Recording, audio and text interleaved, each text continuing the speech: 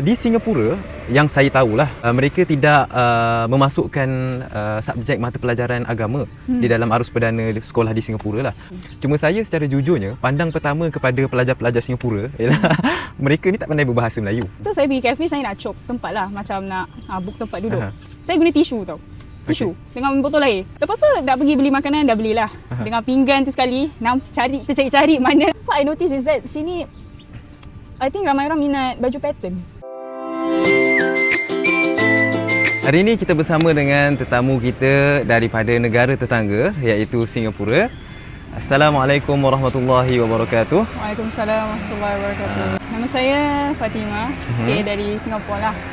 Saya belajar bahasa Arab kat sini. Fatimah, kita masih lagi dalam kehangatan musim peperiksaan. Alhamdulillah kita berdua dah pun habis menjawab semua kertas-kertas peperiksaan. Okey, yang paling susah bagi Fatimah kan, final apa? Kertas apa tu? Oh, okey. Usul fiqh. Usul fiqh ah. Saya pun rasa usul fiqh lah subjek yang paling susah untuk semester ni. Bukan sebab apa Fatimah, sebab sebenarnya usul fiqh ni dia terlampau banyak sangat benda nak kena hafal. Betul. Jadi bila keluar dalam periksa tu, aku pernah baca dah ni tapi tak ingat. Itulah masalahnya dengan usul fiqh. Betul. Sebenarnya bila aku ulang kaji ni, aku jenis yang ambil konsep tau. Macam yang the bigger picture lah kira-kira. Jadi bab-bab hafal ni kadang terbengkalai sikit. Aku memang orang susah lah nak hafal. Okay, sebenarnya saya berminat untuk temu ramah Fatimah ni adalah sebab ada beberapa benda yang bermain di benak fikir saya lah. Apapun kita teruskan dengan isi yang pertama. Fatimah, sebenarnya daripada dulu lagi saya tertanya-tanya. Di Singapura, mereka tidak memasukkan subjek mata pelajaran agama di dalam arus perdana sekolah di Singapura lah. Jadi saya nak tahu macam mana siswa-siswi yang belajar di UIA ni yang daripada Singapura, mereka ni macam mana perjalanan daripada, kalau kat Malaysia kita ada sekolah rendah, sekolah menengah, mungkin diploma, STAM dan kemudian baru masuk ke degree kan. Tapi di Singapura macam mana tu? Okey, kalau kat Singapura pula kita ada dua lah. Sama ada kita nak masuk sekolah madrasah ataupun ma'had ma'had. Sekolah agama lah. Ataupun sekolah sekular. Jadi madrasah ni kita punya sistem, kita belajar dari sekolah rendah. Okey, ada yang nak sambung lah sekolah menengah. Lepas tu kita ada pra-university ataupun dia serupa dengan A-levels lah gitu. Diploma atau A-levels. Jadi dengan kita guna A-levels atau diploma tu, kita gunakan dia untuk kita masuk universiti. Tapi kalau kita sekular pula, kita kena ambil separate lah. Sebab kita tak masuk sekolah madrasah kan, sekolah agama. Sebab sekular ni kita tak belajar subjek agama. Okay. Jadi kita kena ambil separate, macam private lah gitu. Okey, cuma dekat madrasah ni Fatimah, biasanya kalian masuk secara swasta. Maksud swasta tu adalah biaya sendiri ataupun ada organisasi-organisasi yang taja ke macam mana? Sendirilah. Selalunya sendirilah, tapi madrasah ni cuba cari donation lah daripada public. Okey, jadi saya biasa dengar Fatimah, dekat Singapura ni ada beberapa madrasah yang memang kalau kita tanya pelajar-pelajar UIA, dia akan kata dia datang daripada 4 madrasah. Apa 4 madrasah tu Fatimah? 4 lah. Sebenarnya kita ada 6 lah. Cuma mungkin 2 tu kurang. Okay, firstly kita ada Madrasah Irsyad Zuhri Al-Islamiyah. Madrasah Irsyad Zuhri ni dia starting point. Jadi dari sekolah rendah, lepas tu dah habis darjah 6 kita split. Sama ada sesiapa yang nak teruskan dengan ukhrawi ataupun subjek-subjek agama yang bahasa Arab tu semua boleh pergi ke Madrasah Al-Junaid Al-Islamiyah. Lagi satu tu Madrasah Al-Arabiyah Al-Islamiyah. Arabiyah tapi dia lebih fokus kepada dunia. Akademik lah. Okey, faham. Jadi selain itu kita ada Madrasah As-Saqaf. Al-Saqaf lah bahasanya. Al-Saqaf Al-Arabiyah. Uniform dia kalau kuning. Lepas tu kita ada Fatimah daripada madrasah? Al-Junaid. Okey. Kita ada Ma'arif. Jadi ada 6 lah. Kalau yang 4 tu tak pasti pula dari madrasah mana. Oh, sebab saya biasa dengar macam nama-nama macam Wak Tanjung. Wak Tanjung. Wak Tanjung. Okey, dari segi pembelajarannya Fatimah, kita macam ada setengah ma'had, dia lebih tertumpu kepada pengajian turas. Maksudnya belajar satu kitab dari kulit ke kulit kan. Tapi kalau macam Fatimah sendiri, pengalaman di Junaid, belajar tu sistem contemporary, yakni silibus ataupun belajar secara turas, kulit ke kulit, ataupun hybrid antara keduanya? Sebenarnya hybrid, tapi kita lebih kepada contemporary. Sebab kita punya textbook ni MUIS akan tukar every 5 years. Kira contemporary lah. Kita nak contextualize theories daripada turas-turas ni ke konteks Singapore. Ke konteks Singapore. Menarik tu. Okey, soalan kedua Fatimah. Secara jujurnya, pandang pertama kepada pelajar-pelajar Singapura ialah mereka ni tak pandai berbahasa Melayu. Okay. Saya terkejut bila mana saya tengok kawan-kawan saya Singapura, sebenarnya bukan sahaja diorang pandai berbahasa Melayu, tapi sesama diorang pun diorang bercakap bahasa Melayu. Dan kawan saya yang Singapura pun dia kata kita pun terkejut yang orang Malaysia ingat kita tak pandai berbahasa Melayu. Itulah yang digambarkan oleh media kan. Macam kita tengok dalam YouTube, kita panggil social experiment. Diorang macam seolah-olah menggambarkan bahawa orang Singapura yang berbangsa Melayu tidak pandai bercakap bahasa ibunda sendirilah. Sebenarnya situasi apa yang berlaku, Fatimah? Mungkin sebab bahasa Inggeris ni telah menjadi bahasa rasmi dalam semua sekolah. Okay. Dalam Singapore lah as a whole. Tapi of course kita ada tumpukan bahasa ibunda. Of course. Mungkin dari sejak kecil lagi lah. Tapi ni pun tengoklah keluarga masing-masing sama ada dia nak apply bahasa ibunda masing-masing ataupun tak. And kita pun dah nampak lah sebab social media kan, kita gunakan social media hari-hari and kebanyakan media-media ni ditulis dalam bahasa Inggeris. Jadi bahasa Inggeris ni kirakan the lingua franca lah. Kira bukan sekadar dalam Singapore je, tapi kirakan satu dunia lah dah gunakan bahasa Inggeris. Technically kalau sesiapa tak tahu bahasa Inggeris tu kirakan macam backward lah. Sebab kira dah bahasa Inggeris ni telah macam dah jadi the main language of the whole world. Betul. For me lah personally kan. Saya okey je cakap bahasa Melayu. Macam dari kecil lagi dah berbual bahasa Melayu. Kira maksudnya Fatimah bertutur bahasa Melayu kalau dengan keluarga memang cakap bahasa Melayu ke ataupun selalu Melayu lah. Bahasa Melayu. Selalu Melayu tapi adalah mix dalam bahasa Inggeris juga. Tapi selalu dengan orang-orang tua, lebih tua dari kita macam nenek, pakcik, makcik, lebih bahasa Melayu lah. Jadi tak pelik lah.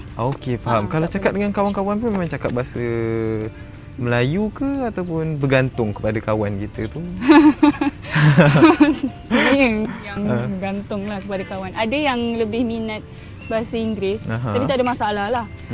Boleh je kita berbual bahasa Melayu, dia orang faham. Cuma mungkin bila dia nak cakap reply tu mungkin dalam bahasa Inggeris, tapi kita sambut je dengan bahasa Melayu, okey je. Jadi on a daily basis memang berbual dalam bahasa Melayu lah. Jadi tak ganjil lah, tak pelik kat situ. Setelah beberapa lama Fatimah duduk dekat UIA ni, dekat Gombak ni, dekat Malaysia, ada tak beberapa budaya yang mungkin Fatimah nampak dekat Singapura, tak nampak dekat Malaysia, ataupun nampak dekat Malaysia, tak nampak dekat Singapura? Sebenarnya banyak ni. Okey, cuba cerita sikit. Bila first time datang sini, bila nak makan kat kafe tu, Mahal Lami Cafe lah. Dekat ada istilah chop tau dekat Singapura. Faham ke chop? Chop tu macam kita book tempat ke? Okey. Terus. Lepas tu, okey lah. Masa tu saya pergi kafe, saya nak chop tempat lah. Macam nak book tempat duduk. Saya guna tisu tau. Tisu dengan botol air. Letaklah dekat meja tu, bawah kipas lah. Lepas tu nak pergi beli makanan, dah belilah. Dengan pinggan tu sekali, cari mana botol, mana tisu. Sekali dah ada orang lain duduk lah. Tak tahu apa jadi. Mungkin like my first impression was, kat sini memang tak ada istilah chop ke? Tapi selalunya ada kan. Cuma dia orang dah alihkan botol air dengan tisu tu, tak tahu ke mana. Macam kok gitu? Itulah, itu yang macam ada a bit of culture shock lah kat situ. Okey. Sebenarnya kita dekat Malaysia memang ada istilah chop tu, tapi kita biasa tak chop dengan letak barang macam tu. Bila kita kata chop tu, umpamanya kita akan buat apa mungkin kita akan suruh kawan kita, kau jaga tempat aku. Itu cara kami chop tempat lah. Tapi selain pada tu ada lagi tak, Fatimah? Selain pada tu? Kira yang chop kena letak orang lah, bukan letak barang. Ya, kena letak orang. Okey, selain daripada tu mungkin pakaian kot. nak kata pasal baju kurung lah, atau baju Melayu. Sini kira kan rasmi kan, macam formal outfit formal. kan. Sana pun sebenarnya formal outfit, cuma maybe dari pandangan Melayu Singapura, kita tak pandang baju kurung atau baju Melayu as baju formal atau formal outfit. And lagi satu kan, what I notice is that sini I think ramai orang minat baju pattern. Pattern batik ke? Tak. Macam berbunga-bunga lah, itulah. Jadi kalau example kita nak tengok the ladies pakai baju kurung kan. Kita kurung atas the blouse, bawah kain dia. Selalunya baju kurung dia orang pattern. Tak kisahlah petak ke, berbunga ke, apa ke. Tapi tudung dia plain. Tapi dekat Singapura pula terbalik. Kita suka pakai tudung yang ada pattern macam-macam, tapi baju kita plain. Oh, macam tu. Jadi bila macam ni kita nak cam orang Singapura ni dekat campus, kita dapat tahu lah siapa. Kalau tudung berbunga, Singapura. Kalau tudung plain, baju berbunga, Malaysia. Okey. Itulah. Fatimah sebagai Melayu Singapura, bila Fatimah tengok orang Melayu Malaysia umpamanya kan, terlampau malu umpamanya, dia kurang penglibatan dalam kelas. Jadi bila ustaz tanya apa-apa pun dia kurang nak menjawab. Tapi sebagai Melayu Singapura, Fatimah tengok benda tu biasa ke, ataupun memang contoh dekat Singapura pun memang biasa pun, ada setengah orang malu, ada setengah orang hyperaktif. Kalau semua orang hyperaktif, serabut juga Fatimah. Semua orang nak bercakap kan. Okey, jadi macam mana Fatimah rasa macam ni? Sebenarnya kan dah lama juga terfikir pasal benda ni. Tak tahu dia sebab is a Malay thing ataupun apa. Sebab sama je lah dekat Singapura. Tapi sini macam terlebih pula. Jadi bila first time saya duduk sini, masuk kelas lah. Masuk kelas, dengar lecture semua.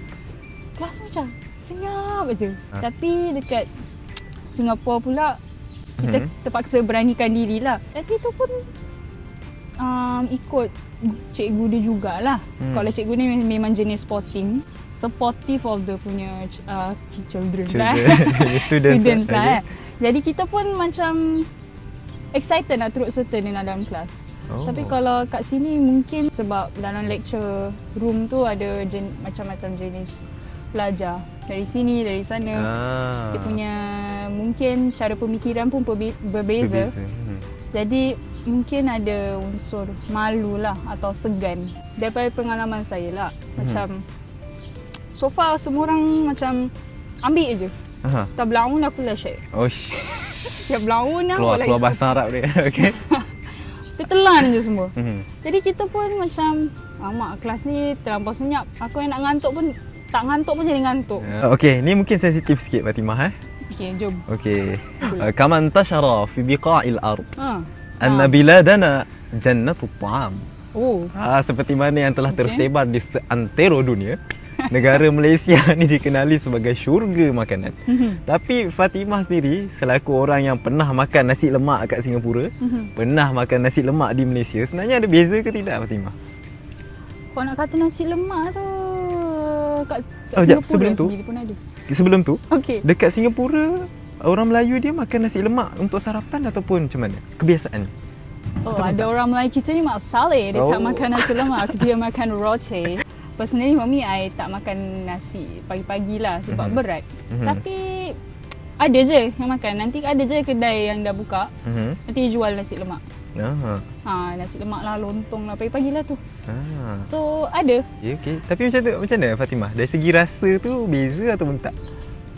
Nak kata beza, taklah katanya resepi satu Singapura tu sama, resepi satu Malaysia sama. Sebab dalam negeri tu sendiri ada beza-beza. Tapi dari segi rasa nasi lemak tu sama je kot. Sebenarnya saya ni memang tak makan nasi lemak sangat. Jadi kalau nak depend on saya punya opinion ni macam susah sikit lah. Cuma yang bezanya mungkin sambal dia lah. Sambal dia surprisingly sini banyak sambal dia yang manis. Saya tak minat nasi lemak sambal manis. Sebab dia macam defeat the masin. Adalah that kick tu. Sebab kalau manis macam defeat the purpose. Nasi lemak tu contoh je lah. Makanan lain macam, adakah makanan di Malaysia ni lebih berempah ke ataupun macam mana? Ni tak tahulah kalau dia buat makanan ataupun more tu like adat lah atau budaya sini. surprisingly ada pun culture shock jugalah. Sini kira nasi dia kan darab 2. Macam 2 servings of rice dalam satu meal tu. Faham ke? Faham? Tapi dia Untuk punya 2 orang makan lah. satu. Yelah, maksudnya nasi untuk seorang tapi macam untuk 2 orang makan. Itulah apa yang saya nampak lah. Tapi kat Singapore lain sikit lah. Itu pasal saya conclude sini mungkin ramai orang Malaysia memang suka makan nasi. Tapi yelah, kita pun faham jugalah nasi ni kan staple food. And bila orang makan ni, apa yang selalunya orang fikir makanan untuk kenyang je lah. Sebab nasi ni affordable, boleh dapat mana-mana. Kalau kita nak cakap lauk-lauk tu agak mahal lah kalau kita nak tambah-tambah kan. Tu pasal orang akan resort to adding more rice instead of lauk. Okay, itu mungkin Fatimah punya perspektif lah. Tapi sebenarnya saya pun rasa dekat UIA lah khususnya dia punya hidangan ataupun dia punya pinggan memang nasi dia memang banyak. Saya rasa dia ambil kira juga sebab ramai pelajar tau. Jadi bila dia letak banyak nasi, biasa pelajar lebih kenyang lah dan harga lebih murah. Tapi sebenarnya biasa saya sendiri pun kalau makan saya kata buang separuh nasi. Sebab memang terlampau banyak, memang betul. Tak habis makan, lepas tu dah tak boleh buat apa-apa lah, tidur je lah. Lauk habis dulu sebelum nasi. Betul. Sebelum nasi. Lagi-lagi lauk yang kalau tak ada kuah kan, tak tahu nasi nak makan kosong ke apa ni. Betul. Garam pun tak ada. Garam pun tak ada. Alhamdulillah kita dah sampai ke penghujung Jadi saya rasa perbincangan macam ni sangat menarik lah.